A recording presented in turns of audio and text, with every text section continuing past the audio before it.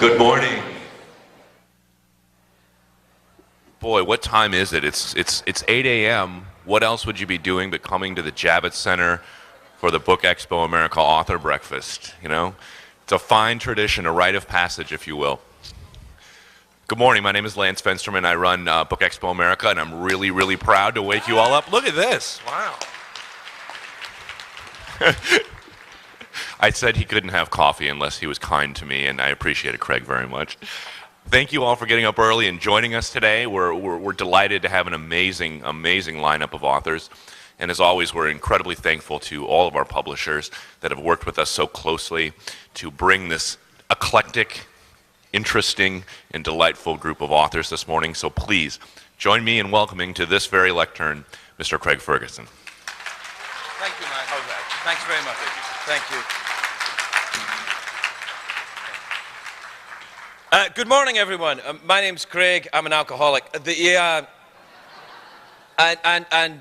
you're up at this time in the morning, chances are you are too. I'd like to just first of all thank you for having me here in the company of proper writers who've really got some. I mean, come on! There's some of these people here. I mean, Tracy's won the Pulitzer Prize. Jeanette's book is sensational. Ben is the talk of Hollywood, and I'm here, and I haven't. I want to talk to you a little bit about my own book. I actually don't, but HarperCollins wants me to talk to you a little bit about my book. But first of all, I'd like to. I haven't read everybody on the panel's book yet. I much like everyone else in this business, I read the back of the book and go, oh, good. But I'm about 150 pages into Jeanette's book, and I have to say, it is terrific. Really, it's a sensational book, and I was worried after it's really good.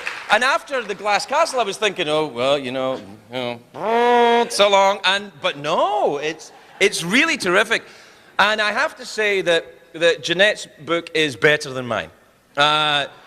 It's not only is it written better, which it is, but it is it doesn't have me in it, and that improved the book enormously for me. I will say though that it looks, maybe it's an oversight, and I haven't read the entire book. There seems to be an absence of fart jokes. I don't know if the editor has taken them out or not. I know that can happen. Many of you know David Hershey, my editor at HarperCollins. He will actually add fart jokes to your book. Should you want more fart jokes in your next book, Dave's your guy. My book is a memoir about me. Apparently, I haven't read it yet, but I'm sure it's lovely. No, I wrote it. Now, the whole thing, when you write a memoir, especially after the whole James Fry thing, people get very upset because of the James Fry thing. Because, as you, of course, remember, it was a million little pieces of shit. And people get very concerned. I believe Oprah was horrified. The entire publishing community was horrified. I know I was horrified when we found out that a junkie had lied.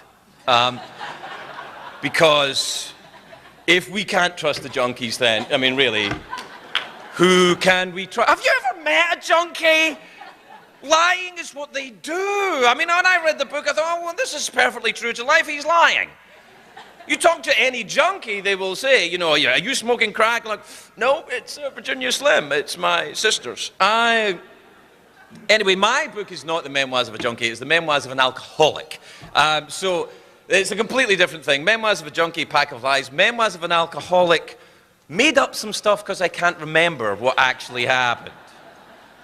But suffice that it's a book about coming to America in an emotional sense as well as becoming a citizen. I became a citizen in 2008, but it's also about becoming an American in a very kind of old school way, I suppose, in the sense that it was a philosophical decision. It was an idea which I subscribe to and I subscribe to now.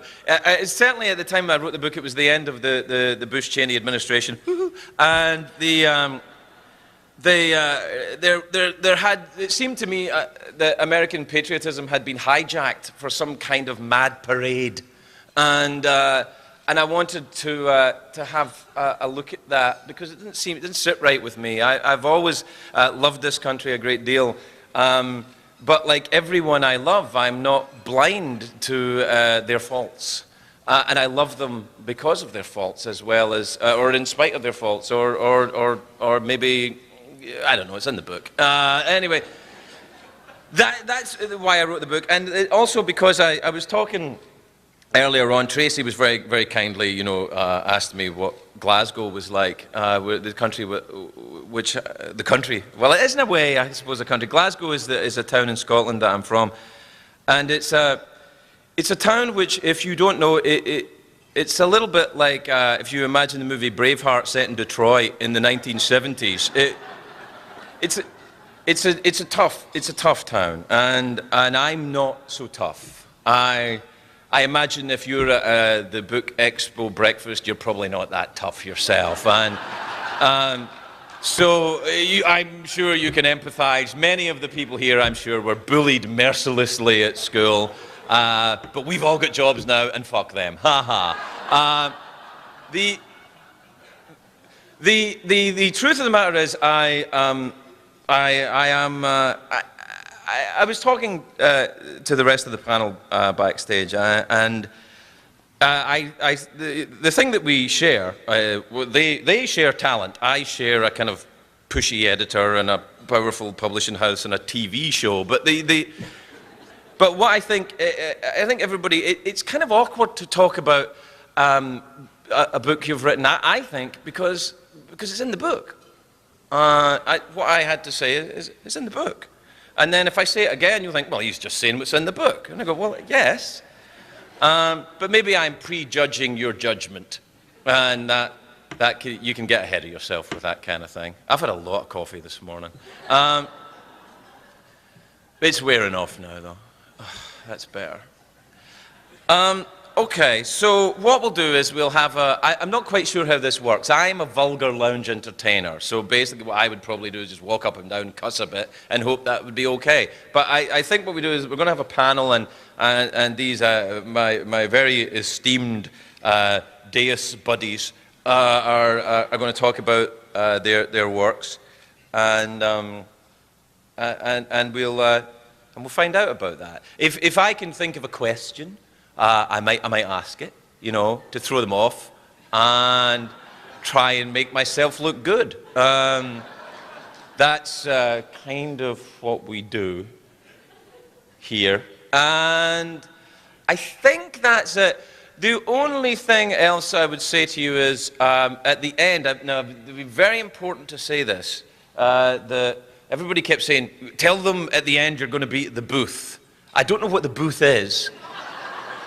But I'm going to be there, and you know I'll be at the booth. Don't you dare try and talk to me until I'm at the booth, because apparently that's a huge. Someone will tackle you. And can I just say before we go any further as well, what a delight it is to be in such a kind of cafe environment. You know, nothing says to me literacy like a giant pharmacists' convention where. You know, it's like being in a cafe in Paris, really, isn't it? Just sitting here, you know, talking about stuff. With the lighting.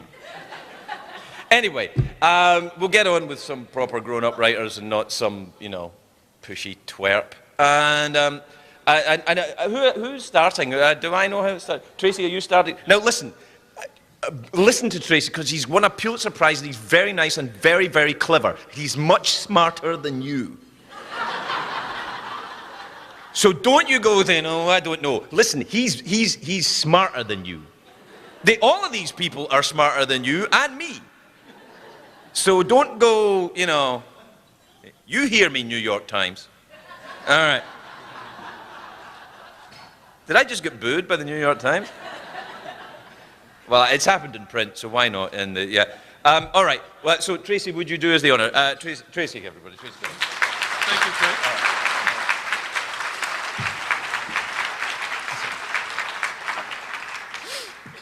Good morning.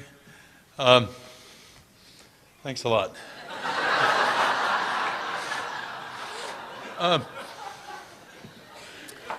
After years of writing about people and places close to my New England home, closer and closer, after a while, they were just down the road.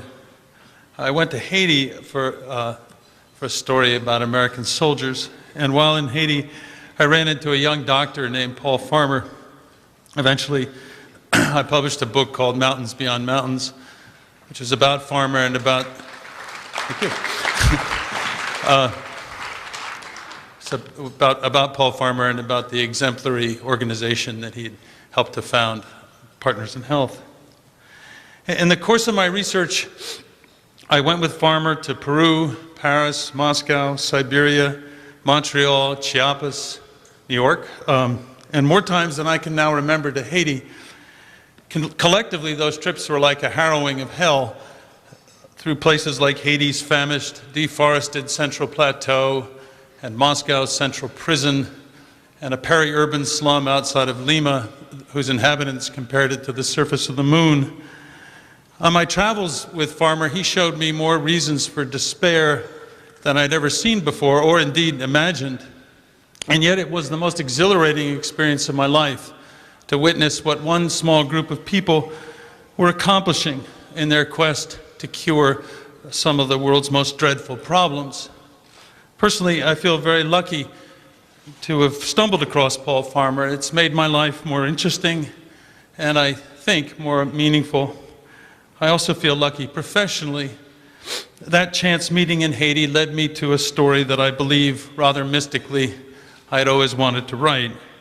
And it also led me to another story, a story that is partly about effective altruism, a story like Paul Farmer's, but also very different. An intriguing and mysterious story, a horrifying and hopeful story, a story that offered me a chance to write that thing of things, a page-turner with a heart and mind. I hope I pulled it off. About 6 years ago, my wife and I went to visit Paul Farmer in his apartment at Harvard, where he was laid up after a knee operation. A young African, a protege of Farmer's named Deo Gracias, happened to be there, and as it turned out, I spent most of the time talking with Paul while my wife talked with Deo. On the ride home, she told me the rough outlines of the story that Deo had told her, and the memory of a second-hand account of Deo's memories stuck with me for several years until finally I decided that I should hear the story for myself. He was born and raised in the small and impoverished East Central African nation of Burundi. He's the son of Tutsi cowherders and farmers. He managed to excel in school and was beginning his fourth year of medical training when ethnic civil war erupted. It was a war between Hutus and Tutsis, a division too complex and strange to explain in the time I have today. The war lasted for about 12 years. It claimed several 100,000 lives. And early on, it also helped to ignite the notorious genocide in Rwanda, which began, of course, in April 1994. Burundi's civil war began 6 months earlier with the assassination of its first elected president. Deo's flight started the following day when a group of militia attacked the hospital where he was working. He made a 6 months long escape on foot, first from Burundi across the border to Rwanda, then from the genocide of Tutsis in Rwanda back to Burundi, and then through a series of complex maneuverings to New York City, where he landed with $200 in his pocket, no contacts, perfect command of French and none at all of English, and an eroding dream of returning to medicine. He was so traumatized at that point that he sometimes confused past and present. He lived first in abandoned tenements in Harlem and then in Central Park, which he found more salubrious. Working as a grocery delivery boy for $15 a day, he met an ex-contemplative nun, a truly remarkable woman. I don't think I've ever enjoyed writing about anyone more, anyway. Thanks to her efforts, he was taken in by a childless American couple, and not very long afterward, improbably enough, he enrolled as an undergraduate at Columbia University. During his time of homelessness, Deo was afflicted with what he called some kind of unrealistic pride. Before heading for bed in Central Park, he would look all around to make sure no strangers were watching, because he figured that anyone who saw him entering the park at night would guess that he was homeless. When he told me about doing this, I thought of my daughter. Once, as a young teenager visiting New York, she began to cross a busy street against the light. My wife yelled at her, and in cold fury, my daughter said, "Thanks a lot, Mom, for ruining my reputation in New York City." Deo rescued himself from hopelessness and maybe even from insanity, partly through libraries and bookstores, where he would go every evening after work and look up English words and page longingly through books in English, pretending to himself that he was actually reading them. He was a quick study. At Columbia, he majored both in biochemistry and, clearly not for practical reasons, in philosophy. The book I've written about him, Strength in What Remains, is divided in two parts. In the first, I recount Deo's memories, and in the second, I depict him in the throes of those memories. I like to think that on one level, the first part of my book is simply an exciting story, a tale of survival, of despair and determination, evil and kindness. To me, Deo seems like a more universal figure than Paul Farmer. Deo is, at the outset at least, a more ordinary person, a person who, through no act of his own, is put in an extraordinary, utterly perilous situation. I can't imagine doing what either he or Paul Farmer has done, but I think most of us would be much more apt to measure ourselves against Deo, to ask what would have happened to me in his place. I hope I've reproduced some of the feeling that came over me when I first heard Deo's account of his life, that I would not have survived. I also hope that my book humanizes what, to most Westerners anyway, is a mysterious, little-known part of the world. We hear about mass slaughter in distant countries, and we imagine that murder and mayhem define those locales. Deo's story opens up one of those places into a comprehensible landscape. It also opens up a part of New York that is designed to be invisible. The service entrances of the Upper East Side, the camping sites that homeless people make in Central Park. The second part of my book recounts my journeys with Deo back to the stations of his life in New York and in Rwanda and Burundi. It strikes me as mildly ironic that I decided to leave my New England neighborhood just when I'd begun to feel too old, too fussy, too addicted to my comforts for Paul Farmer's and Deo's kind of travel. By the time I went to Africa with Deo, I had very little appetite left for all-night plane rides and none at all for riding around in what I imagined were dangerous places. On one occasion in Burundi, I found myself so spooked that I asked Deo not to take me to a certain village. Actually, I demanded that he not take me there, which is a pretty curious act for a writer, if you think about it. Before we set out for Burundi, Deo assured me that we would be very safe there. But then he also said that he'd rather I didn't take notes openly, that I should not publicly utter the names Hutu or Tutsi, and that I should never, never speak the word genocide. In fact, I think we were safe physically. Reticence about the past, I learned, is the rule in Burundi. The native language contains an interesting, perhaps uniquely economical word, gusimbra. It's a transitive verb. To gusimbra others is to remind them of something unpleasant, particularly by uttering the names of the dead. And to gusimbra someone is worse than impolite. For me, the word came to express an essential part of my experiences with Deo. Deep down, I think Strength in What Remains is about coming to terms with memory. How can a person deal with memories like Deo's, tormenting memories, memories with a distinctly ungovernable quality?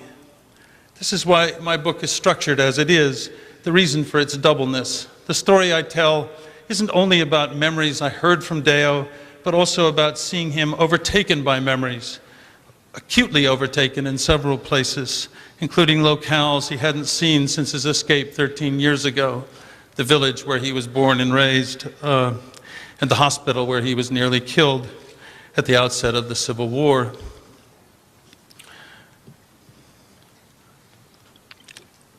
But Deo didn't make that trip just to show me around. My tour of his past was incidental to what he was up to in the present and the future. His story has a denouement that even now amazes me. When I first began following him around, Deo had permanent residency and was soon to become an American citizen. He didn't have to go back to Burundi. In his place, I don't think I would have gone back, especially given the fact that the first time he went home to see his family, he was nearly killed. Deo could have lived a decent, even exemplary life in the United States, as many refugees have. No one could have blamed him if he'd stayed away from Burundi, where even now hospitalized patients who can't pay their bills are detained, imprisoned essentially without food or care. But Deo has returned continually and keeps on returning to the country that almost killed him. And amid the post-war wreckage, with the help of friends and family, he has created an organization called Village Health Works, which, among other things, has built a clinic and a public health system free to those who can't pay in a rural village, part of a beginning, Deo hopes, of a renewed Burundi. Building and staffing and supplying a clinic in a desperately poor country isn't easy. This clinic was a pile of rocks when I visited the site with Deo in the summer of 2006. By the fall of 2008, though, it was a growing public health system that, for starters, was providing food to the hungriest people in the area and clean water to all of them. And it was also a medical center with several new buildings, a professional staff, and a fully stocked pharmacy. In its first year of operation, it treated 21,000 different patients, most of them for free. There was and still is nothing like this clinic in Burundi. Nothing elsewhere in Burundi anyway. People come there for help from all over the country, and they've been coming there in staggering numbers lately because all the doctors and all the other public facilities in Burundi have been on strike. Some patients have come on week-long treks from other countries, from the Congo and Tanzania. And there have also been a few visitors who have come not for medical help, but only to look at the clinic.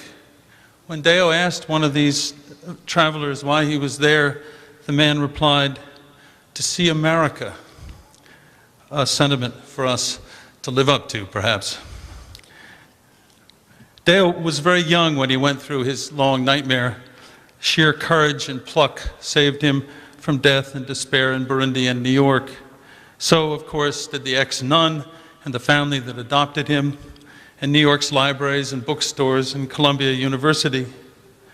But when it's come to dealing with the burden of his memories, the public health system and clinic that he founded are the nearest thing to a solution. In the end, it's neither forgetting the past nor dwelling on the past that has worked for him. For him, the answer has been remembering and acting.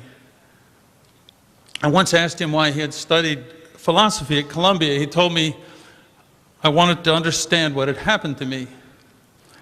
In the end, of course, he received what all students of philosophy receive, not answers, just more questions. But as I was trying to explain his effort to build a clinic, I found myself writing, Deo had discovered a way to quiet the questions he'd been asking at Columbia. That is, he saw there might be an answer for what troubled him most about the world, an answer that lay in his hands, indeed in his memory. You had to do something. Thank you.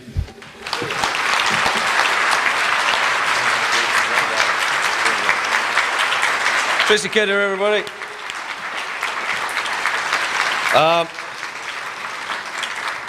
That also sounds a lot better than my book.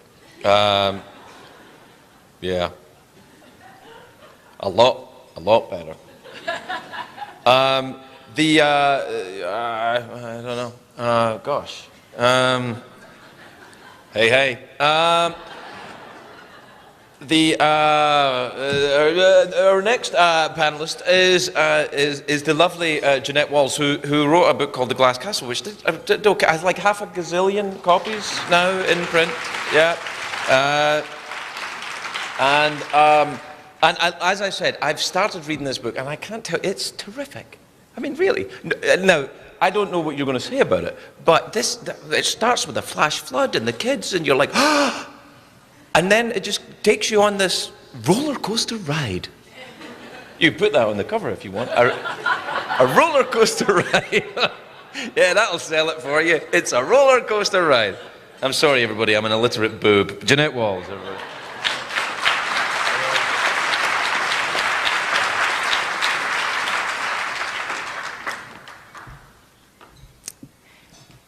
If I were to say that I'm happy to be here, that would be an understatement. I am filled with joy and glee, utter ecstasy at this moment, and a teensy bit of a feeling like I've overreached myself.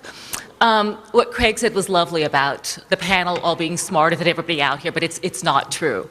I am just a woman with a story, but the telling of that story has changed my life. I think I've learned a lot about the world, and perhaps even some things about myself. And it's largely because of readers.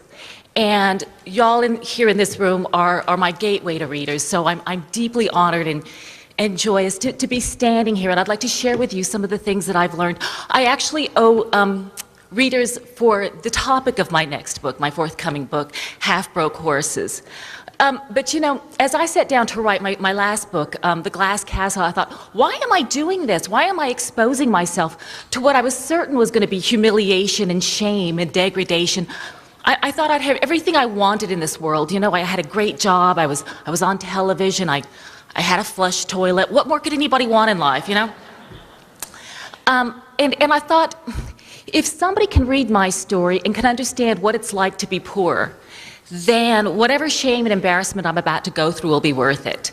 And then I developed an even fonder hope for my book, and that was that somebody who grew up like me would read it and might get a little glimmer of hope from my story.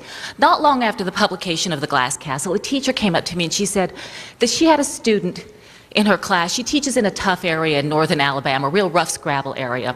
She said a young man who doesn't like books and doesn't like reading came up to her and was carrying the book around and said he enjoyed it. She said, I thought you don't enjoy books. He said, I don't.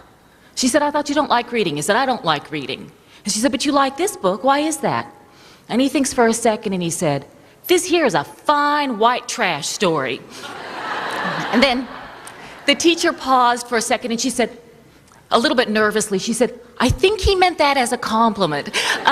But I took it as perhaps the greatest compliment the book could have possibly received. Because if a young man who thinks of himself as trash, who thinks that literature and writing and books have nothing to do with him, if he hears my story and says, hey, you know something? She's a little bit like me. That, I believe, is why we tell stories. You know, I don't tell that story to brag about my book, but to brag about the power of storytelling.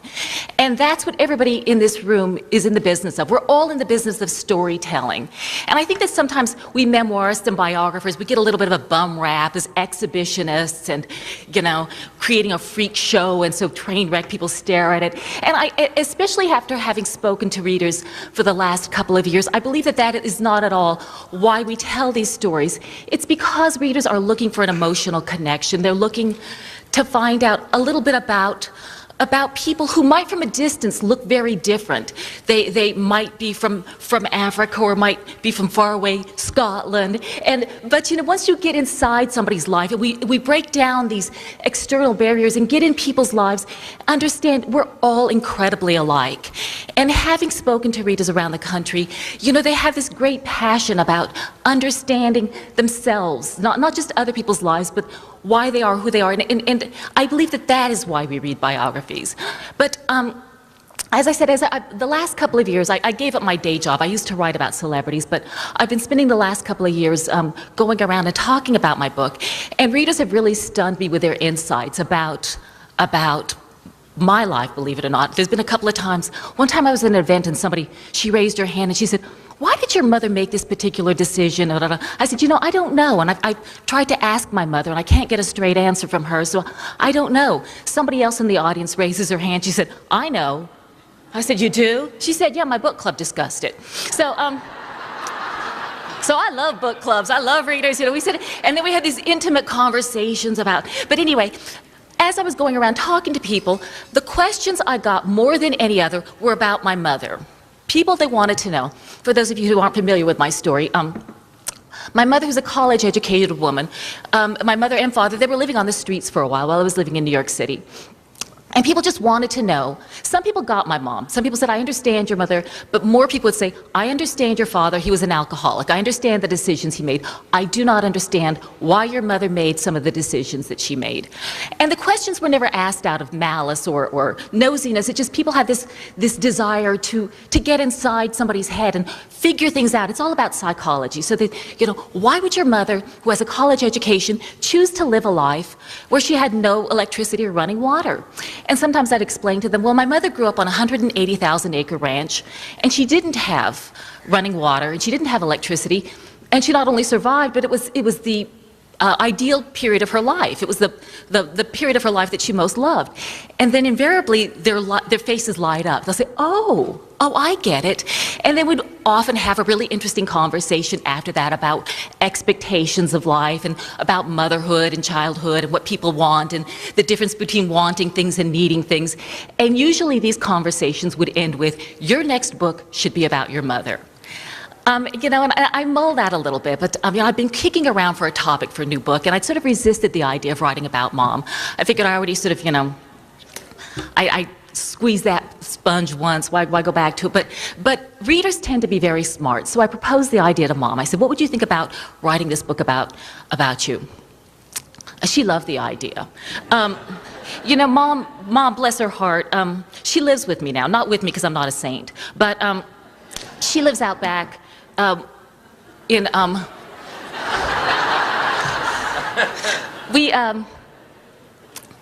it's a mobile home, but we put on airs and call it the Vinyl Cottage. But it has running water, it has electricity. Mom, I've never known her to be so happy. At first she resisted the idea of. She said, "I live in the most exciting city in the world. Why would I go down and live in Virginia? That's the sticks." And I said, "Mom, you live on the street." She said, "I'm not some sort of mooch. I'm not going to take advantage of my daughter and my son-in-law." And I said, "Mom, we're thinking of getting horses and could really use the help." And she said, "I'll be right there." And, that's also taught me a lot about life. In helping people, if we can help them help themselves, not only will they be more likely to take us up on it, but they actually might surprise us and rise to the occasion. But anyway, Mom has been fabulous about telling her story.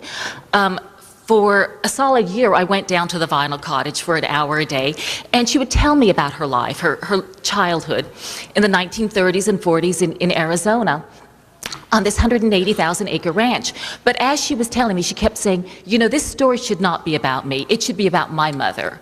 My mother led the truly interesting life." And at first I resisted because I see myself as a nonfiction writer. I have no imagination. I'm no good at making things up. I tried to fictionalize the Glass Castle, and I couldn't even think of fake names for us. I used all our middle names. So I really resisted. But as I sat down to try to write Half-Broke Horses, I was trying to write it in Mom's voice. I was trying to it was going to be a biography of my mother.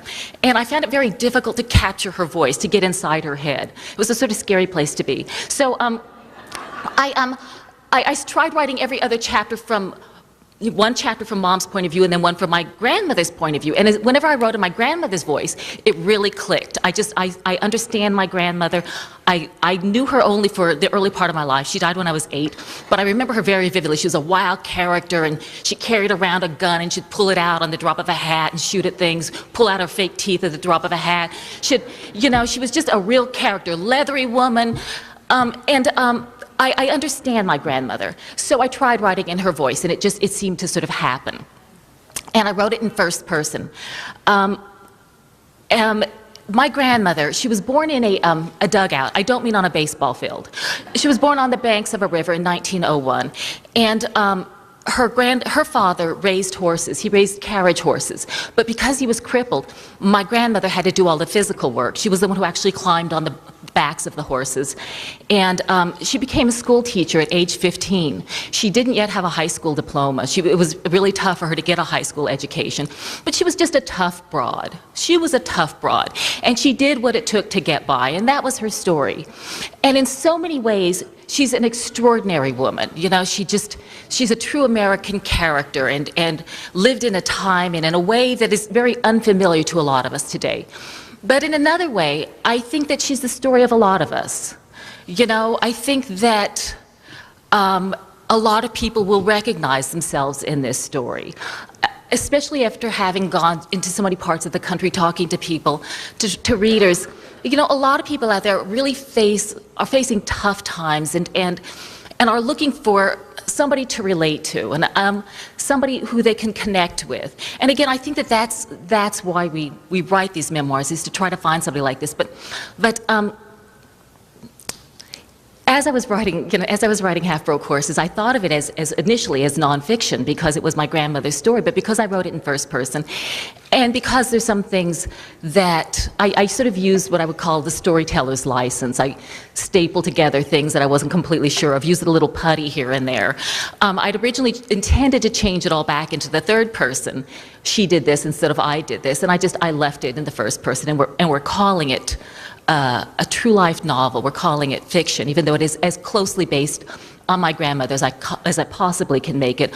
I don't know how much of it is true. My mother, who does not know my phone number, who cannot remember her own Social Security number, has an astonishing recall for details of her childhood and stories from her mother, who was an incredible storyteller. My grandmother, she was a school teacher. And she just loved to tell stories. Everything was a lesson. So these stories were told over and over again to her. And they're passed down stories. Basically, it's a family history. And I was, you know, when I was interviewing Mom, she kept on telling me, she had all these details about Arizona history and the Yumon language and how it split among the Indian tribes in 800 AD. And I was, how can she know all this stuff? And so I said, Mom, how do you know all this stuff and you can't remember your own Social Security number? And she said, my Social Security number is not that interesting. So I just sort of trusted her recall for these things. But like I said, I'm still calling the book fiction. And, but it is the story of my grandmother. It's a family story as passed down. Yesterday somebody was asking me, what is my ambition? What is my hope for Half Broke Horses? What is the number that I would like for it to sell? And you know, it's an interesting question. I'd never had any ambition for the Glass Castle. I never expected it to take off the way it is. So it has just been such an unexpected blessing. But the way that it has been received, somebody asked me if it's a dream come true. It has so far exceeded anything I would have ever dared dream. And it's thanks to readers for being so open-minded and so smart about it and finding that emotional connection. And I guess that is my dream for Half Broke Horses. You know, that, and the same way that young white trash boy sort of recognized himself in the Glass Castle. My dream for Half Broke Horses is that folks out in America, you know, whatever their background, whatever their circumstances, that they will read it and recognize that they will find out something about a world that is different from theirs, but then also one that is sort of similar to their own. They will recognize their own struggles in the struggle of Lily Casey Smith. And I guess my real dream for Half Broke Horses is that one day, you know, some woman will come up to me, some woman who looks like she has herself a tough scrabble life, somebody who looks like she's struggling to make ends meet, and she'll say to me, that there is one fine, tough broad story. Thank you very much. Thank you. That's cool. Well played. Jeanette Walls, everybody.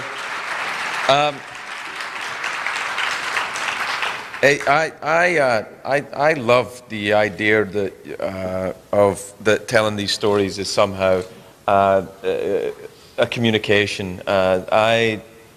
I began to see a thread when Tracy was speaking, and then after you, Jeanette, about this idea that I have noticed that in a very small way. I mean, I live in Los Angeles, which is an awful place. I mean, it really is. Even people who live in LA will say, "This is a dirt box. This is awful." But I live there, and when there's a lot of pushing and shoving and arguments and stuff on the freeway, and when I can humanize the person that's cutting me off in traffic, I don't succumb to rage. And when I'm kind of like a serial killer, I think. I think once I can make people human, I can't destroy them. You know, I can't. You know, oh, now they have personalities. I can't. It rubs the lotion on its skin. No, because now I've given it a name. And I think that there is something in that. I don't like the idea of myself being a serial killer, but I do think that as you humanize Adele and as you humanize your grandmother, and as we get to Ben, who chronicles a generation that I don't really understand, you know, and you all have to deal with this now as well. It has been said to me this week, you have to tweet more before the book. I don't know what tweeting is. I'm not part of this. This is not. I don't have a skateboard. Never mind tweeting. I don't tweet. Although before the book comes out, I'll be tweeting every day. I won't read a damn word of it, but it'll be, oh, tweety, tweet, tweet, getting out of my car, going over here. How? I mean, this is, to me, rubbish. But that's because it's not for me. It's not for me. And like, each generation that comes before, that I think that, oh, kids today, my hip hurts. And, that's not true. There are remarkable, brilliant, fascinating, odd young minds coming up all the time. And they work in a world which I beginning to find myself a bit of a codger. I don't understand it, you know. And so I complain and say things were better during punk rock when everybody hated each other and you knew where you stood.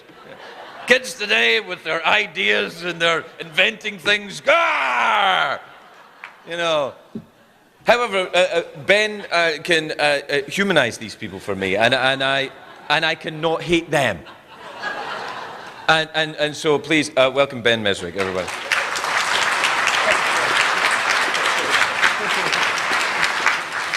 Hello, everybody. Good morning. I got to try and humanize my generation now, but I want to start off by just thanking everyone and thanking the booksellers and the BEAs for having me. Like a lot of you, I've been a book geek since I was little. My dad had a rule when we were little that we had to read 2 books a week before we were allowed to watch TV. And I was obsessed with television, so that became an obsession with books because I had to get through 2 books a week. And luckily, he counted every type of book from science fiction to anything. So I became a speed reader at about the age of 10. And I knew I wanted to be a writer from about then. At about 12, I wrote my first book, which I sent out to publishers. Hopefully nobody in this room. And I got rejected, which still led me to keep writing. And when I graduated from college, I locked myself in a room, and I wrote and I wrote and I wrote, and I wrote 9 novels in a year. And they were deep, dark stories that took place in bars in New York City because I was reading a lot of Bret Easton Ellis and Jay McInerney, and I thought that's what writers write. And consequently, I got 190 rejection slips in 1 year, and I used to tape them to my walls, and I'd sit in a room covered with rejection. But I was used to rejection. I'm a pretty geeky guy, so college was all about rejection for me. And I went from there, and I decided I'm going to keep doing this. I'm going to keep doing this. And I met an editor, actually from Random House, who said, you should read some John Grisham and then come back in a year. And so I went and I read John Grisham and I read Michael Crichton, and I said, I could do this. I could write a thriller. And my dad's a doctor, so I thought, okay, I'll write a medical thriller. So I wrote a medical thriller, and it sold, and I managed to get a second medical thriller. And these were, you know, pop thrillers. My second book was called Reaper. I don't think anybody here remembers it, and don't worry about that. And it was about a computer virus that makes the jump to the biological world, and people start getting sick from their TV sets. And that was trashy enough to end up as a TV movie starring Antonio Sabato Jr., the underwear model. Great guy. I actually was on set, and he did crunches in between his takes. And so he was in very good shape, and he played a surgeon in the movie. And I remember there's a scene where he's leaning over this patient's chest, and he goes, "We've got a subdural hematoma." And I'm watching it with my dad, who's a doctor, and he says, "You know that's in the head, right?" And I was like, yeah. But I didn't have any power on set, which, And I was a thriller writer, and that was the voice that I had found at the time. And that's where I was going to go. I had no, knowledge of nonfiction. I didn't know anything about nonfiction at the time. But I used to hang out in this bar in Boston, and the bar was called Crossroads, if any of you happen to go to Boston. And, oh yeah, there you go. Like trashy bars, I like that. It's an MIT dive bar. And there were these geeky MIT kids who used to hang out there. And they were your regular math science kids, except for, strangely enough, they had tons of money. And it was always in $100 bills. And in Boston, you never see a $100 bill. In New York, you see $100 bills. And in Vegas, they come out of the ATM machines, right? But in Boston, the last time I saw a $100 bill, I can't even remember. So I went over to this kid, and I was like, "Why do you have so much money?" And he invites me to his house. So I go over to this kid's house, and he points to his laundry, and stacked above his laundry is $250,000 in hundreds, in banded stacks. And I'm like, okay, this guy's a drug dealer. But, he didn't look like a drug dealer. And he said, no, I'm not a drug dealer. Come to Vegas. And the next day, I flew to Vegas, because I was in that part of my life. And I landed in Vegas, and 6 of his friends flew with us.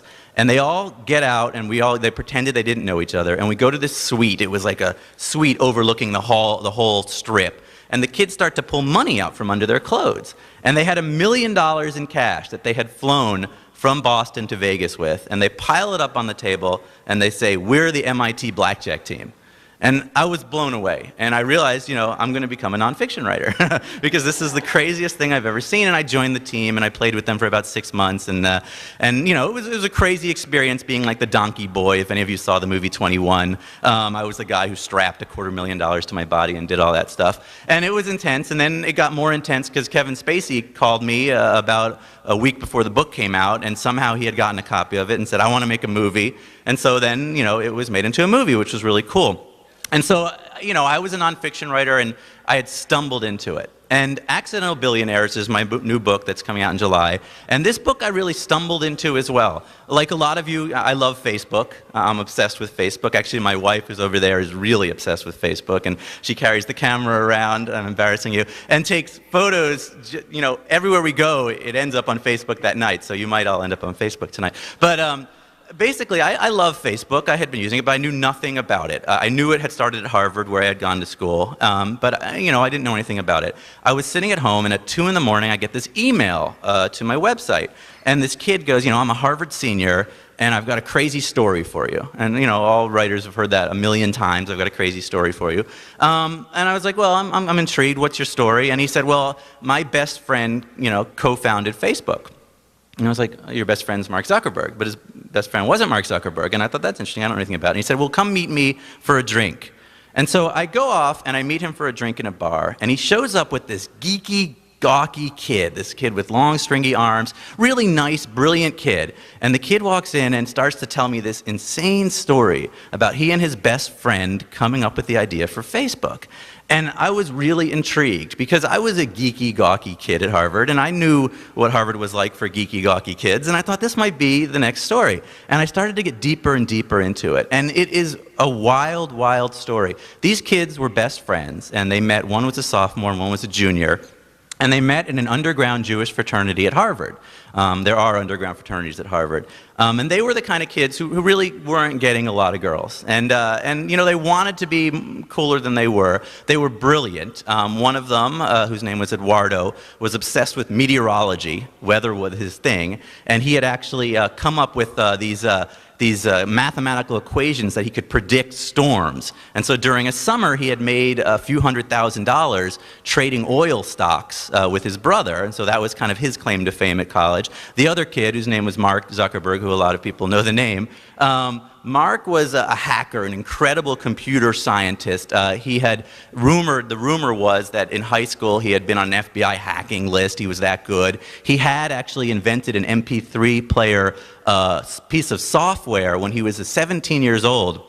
that Microsoft came and offered him $1 million for, and he just turned it down and then put it online for free because he didn't really care about money. He was that kind of a kid. And the two of them were best friends, and they wanted, more people to know who they were. They wanted to meet girls. Eduardo thought the way to make it, at Harvard was to become a member of the finals clubs. Some of you might know what they are. They're kind of Harvard's answers to the Skull and Bones. They're semi-secret societies. They're 10% of the student body does them, and they're these old buildings that go back hundreds of years, and they're male only, and you join these finals clubs through a punch period where you go through these different events, and you sort of get judged all the way through, and then 10% of the student body gets in, and that's where the social center of Harvard is these finals clubs. So Eduardo thought, if I can become a member of a finals club, I could become cool. And so he went in that, and he ended up getting punched for one of them. It's called the Phoenix, which is this grand old building where I spent a lot of time researching this book. And he was slowly on his way to doing that. Now, Mark wasn't going to get into the Phoenix, and he actually went in a different route. Late at night, at about 2 in the morning, he was having a few drinks, and he decided he was going to pull a college prank. And he hacked into all of the university's computers, and he took pictures, all the pictures of every single girl on campus, and he made a sort of hot or not website. And I don't know if you remember that website, but it was a site where you could get 2 pictures of girls would come up, and you could vote on which one was hotter. And this actually, he didn't really mean to send it out, but he ended up sending it to a couple friends, and it spread. And while he was at 20,000 logs went onto that site. 20,000 people voted, and by the time he came back, it had frozen all of the campus computers. And he realized that he was in a lot of trouble, and he unplugged it very quickly, and he nearly got kicked out of school. And what was amazing about Mark was he didn't really know why he was in trouble. He didn't think that he had done anything really wrong, and in his mind he had pointed out a problem with the computer systems at Harvard, and he also didn't really understand why all the women's groups on campus were very upset at him. He had gotten letters from, it had been emailed, the link to his website had been emailed to all of the women's groups on campus, and they had freaked out about it. But he had gotten in big trouble, and he had ended up in the school paper. And when he had ended up in the school paper, he caught the attention of 2 other characters that are in this book, and they're the Winklevoss twins. And these guys come right out of a Hollywood movie. 6'5", Olympic rowing, identical twins. They're mirror image of each other. One's lefty and one's righty. And they look like Ben Affleck. I mean, they are... You walk into the room with these guys and you're like, this is crazy. These guys are like robots because they row together. They rowed in Beijing in a single boat. And they were kind of the cool kids on campus. They, were Olympic athletes. They were in a club called the Persilian, which is the ultimate finals club at Harvard. The Persilian is so secretive that women are only allowed in twice. On the day you marry them and on your 20th anniversary. And at no other time is a woman ever allowed in that building, which is pretty crazy. And these kids were members of this ultra-secret club. They were jocks. They were the cool kids on campus. And they also had an idea for a website. They were trying to make a dating website, which at the time they had called the Harvard Connection, which ended up being called Connect You. And they needed a geek because they didn't know how to computer program that well. And so they basically saw Mark Zuckerberg in the newspaper and said, we're going to hire this kid as a geek. Now, I want to preface it by saying, when you meet these kids, they are the nicest guys in the world, and they're very self-aware. I remember walking into the room with them, and they said, I know you're looking at us and thinking we're the bad guys. Because if this were an 80s movie, we would be dressed as skeletons chasing the Karate Kid around the party. Because we're the big, blonde, good-looking guys. But in their mind, they're not the bad guys. They hired Mark Zuckerberg to code their website. Anyways, about a week later, Mark Zuckerberg and Eduardo were sitting having lunch, and they were thinking about the whole incident with the college prank that went bad and how they hadn't gotten kicked out of school very luckily. And they thought to themselves, well, what if girls could put their own pictures up? And so you weren't stealing their pictures. The girls could put their own pictures up, and then I could go and look at the girls and make connections with them. And they basically had the idea of Facebook right there. They thought, what if we let people have their own control and put their own photos up? And so they said, okay, we're going to do this. So Mark basically locked himself in a room and for about a week programmed and launched Facebook. Eduardo put in $1,000, which is what they needed to rent the servers, and Facebook was launched. And very quickly, it pretty much exploded. When Facebook first started, you had to have a Harvard EDU. You had to have a Harvard computer address to log on, because the idea was they were going to make their own finals club. It would be just as exclusive as the Porcellian or the Phoenix, but it would be online. So you had to be a Harvard student. Within about 2 weeks, everyone at Harvard was logged on. 5,000 people were logged on. About a month later, they decided to start moving it around from to other Ivy League schools, and very shortly there were 20,000 members, and it was moving very, very quickly, and it got to Stanford. And Stanford, you know, was a hotbed of Silicon Valley. A lot of young people were there, and this is where a kid named Sean Parker comes into the story. Sean Parker is the craziest person I've ever met. He's brilliant, a genius. When he was 17, he was in high school, and he co-founded Napster with his buddy Sean Fanning. When he was about 20, 21, he founded Plaxo.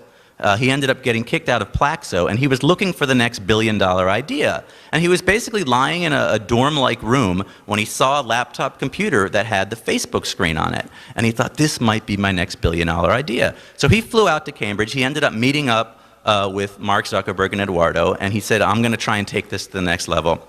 And the rest is kind of history. It went from there, and it went from 20,000 members to 100,000 members to 500,000 members, all the way to 1 million members.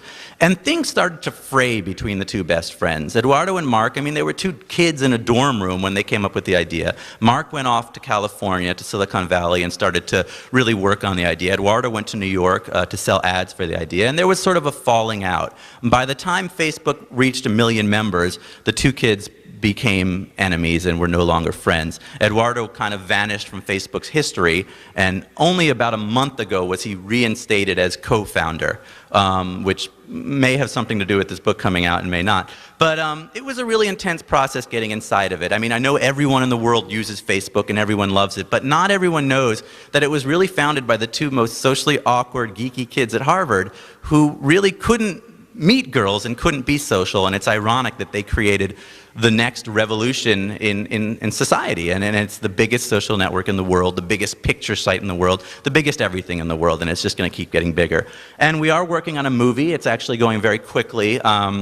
Aaron Sorkin did the screenplay, and a brilliant man. It was an odd experience. Normally you write the book and you send it out and then someone adapts it. He was adapting it while I wrote it. We would sit in a hotel room in Boston and basically trade information back and forth, which was a wild experience.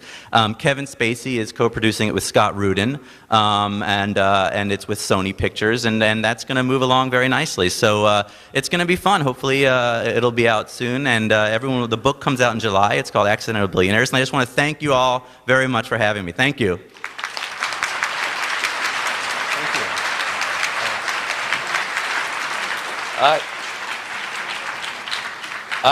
That pretty much concludes our panel this morning. I realize, though, just there that I am doomed to financial failure because of my ability to converse with women,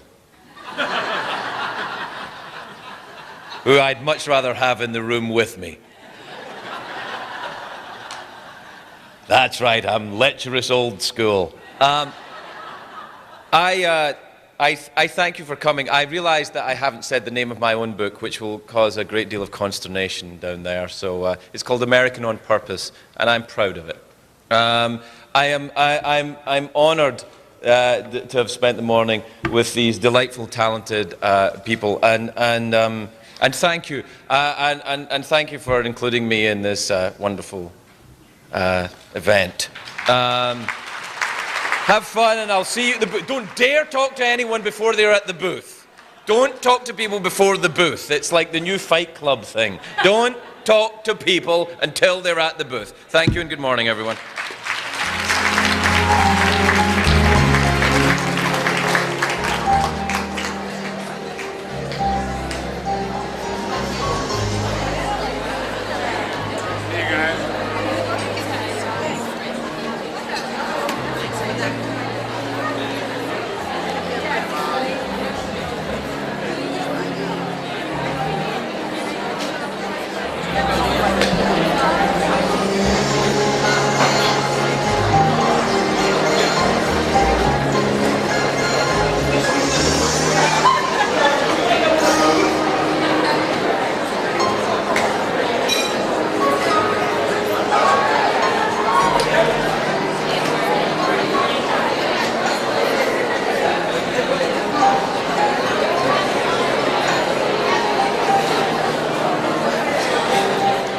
Memoirs of a Junkie. It's the Memoirs of an Alcoholic.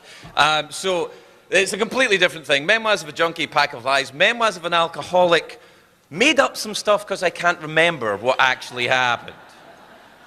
But suffice that it's a book about coming to America in an emotional sense as well as becoming a citizen. I became a citizen in 2008, but it's also about becoming an American in a very kind of old school way, I suppose, in the sense that it was a philosophical decision. It was an idea which I subscribe to and I subscribe to now. Certainly at the time I wrote the book, it was the end of the Bush-Cheney administration, and it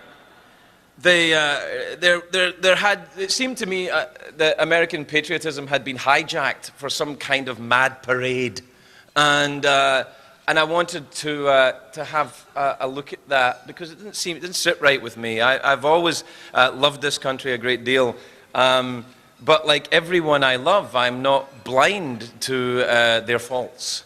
And I love them because of their faults as well as, or in spite of their faults, or maybe, I don't know, it's in the book. Anyway, that's why I wrote the book. And also because I was talking earlier on, Tracy was very, very kindly, you know, asked me what Glasgow was like, the country, well, it is in a way, I suppose, a country. Glasgow is a town in Scotland that I'm from, and it's a town which, if you don't know, it's a little bit like if you imagine the movie Braveheart set in Detroit in the 1970s.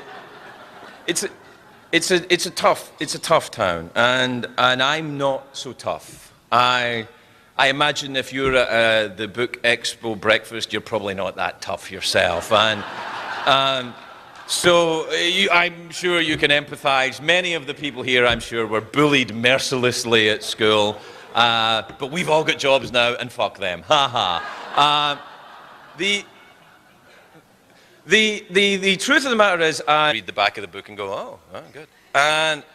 But I'm about 150 pages into Jeanette's book, and I have to say, it is terrific. Really, it's a sensational book, and I was worried after it's really good. And after the Glass Castle, I was thinking, oh, well, you know, so long. But no, it's really terrific. And I have to say that Jeanette's book is better than mine.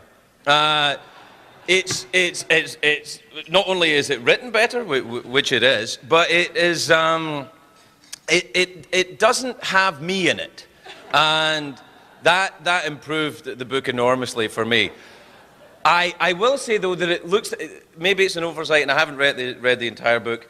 There seems to be an absence of fart jokes. I don't know if the editor has taken them out or not. I know that can happen. Many of you know David Hershey, my editor at HarperCollins. He will actually add fart jokes to your book. Should you want more fart jokes in your next book, you know, Dave's your guy. My book is a memoir about me. Apparently, I haven't read it yet, but I'm sure it's lovely. No, I wrote it. Now, the whole thing, when you write a memoir, especially after the whole James Fry thing, people get very upset because of the James Fry thing. Because, you know, as you, of course, remember, it was a million little pieces of shit. And you know, people get very concerned. I believe Oprah was horrified. The entire publishing community was horrified. I know I was horrified when we found out that a junkie had lied. Because if we can't trust the junkies, then, I mean, really, who can we trust? Have you ever met a junkie? Lying is what they do. I mean, when I read the book, I thought, oh, well, this is perfectly true to life. He's lying. You talk to any junkie, they will say, you know, are you smoking crack? Like, no, it's Virginia Slim. It's my sister's. Anyway, my book is not the memoir. Nothing says to me literacy like a giant pharmacists' convention where, you know, it's like being in a cafe in Paris, really, isn't it? Just sitting here, you know, talking about stuff.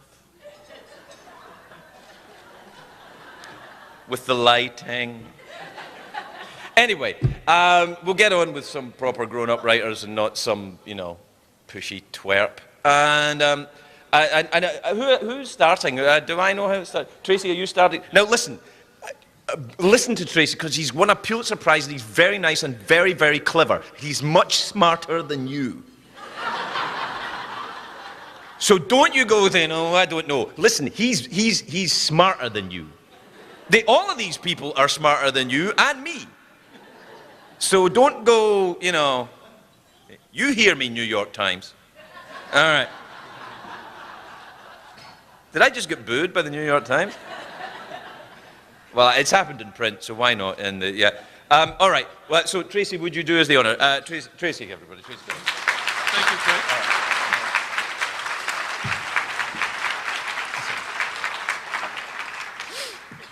Good morning. Thanks a lot.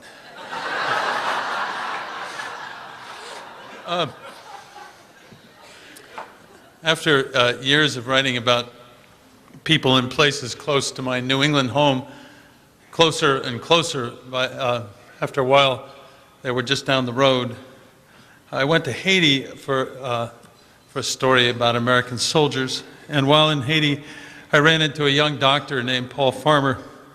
Eventually, I published a book called Mountains Beyond Mountains, which is about Farmer and about... Thank you. So about Paul Farmer and about the exemplary organization that he helped to found, Partners in Health.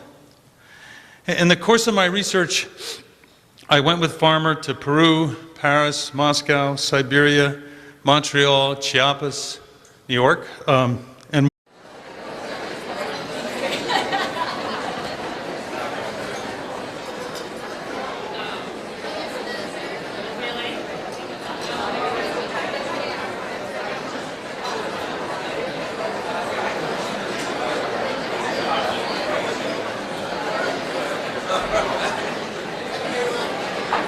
Good morning.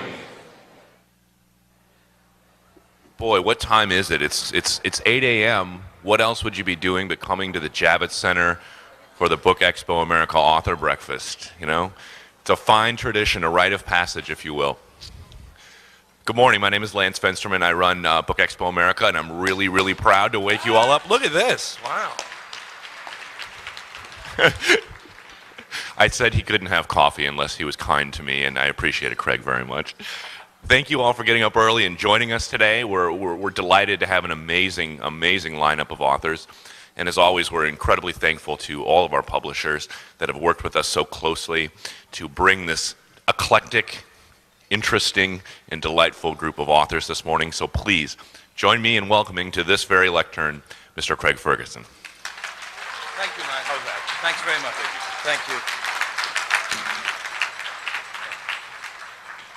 Good morning, everyone. My name's Craig. I'm an alcoholic. If you're up at this time in the morning, chances are you are too. I'd like to just first of all thank you for having me here in the company of proper writers who've really got some. I mean, come on! Some of these people here.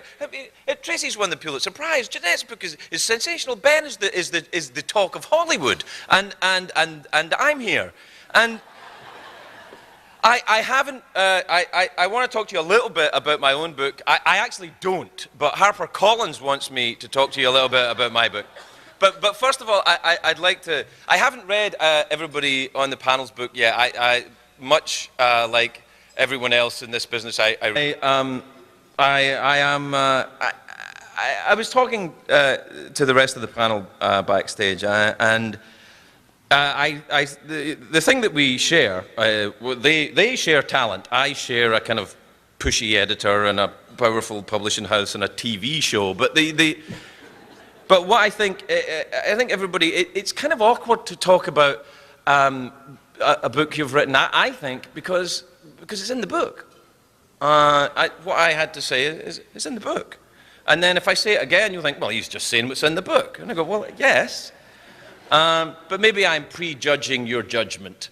And you can get ahead of yourself with that kind of thing. I've had a lot of coffee this morning. It's wearing off now, though. Oh, that's better. Okay, so what we'll do is we'll have I'm not quite sure how this works. I'm a vulgar lounge entertainer, so basically what I would probably do is just walk up and down, cuss a bit, and hope that would be okay. But I think what we do is we're going to have a panel, and these, my very esteemed dais buddies are going to talk about their works, and we'll find out about that. If I can think of a question, I might ask it, you know, to throw them off and try and make myself look good. That's kind of what we do here. And I think that's it. The only thing else I would say to you is, at the end, now, it would be very important to say this. Everybody kept saying, tell them at the end you're going to be at the booth. I don't know what the booth is. But I'm going to be there, and you know I'll be at the booth. Don't you dare try and talk to me until I'm at the booth, because apparently that's a huge. Someone will tackle you.